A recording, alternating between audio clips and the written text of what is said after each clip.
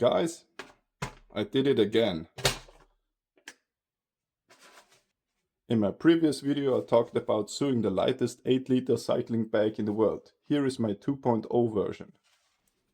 My first prototype of the ultralight cycling bag weighs exactly 103 grams. The 2.0 version comes exact with 55 grams. I reduced the weight by 46.6%.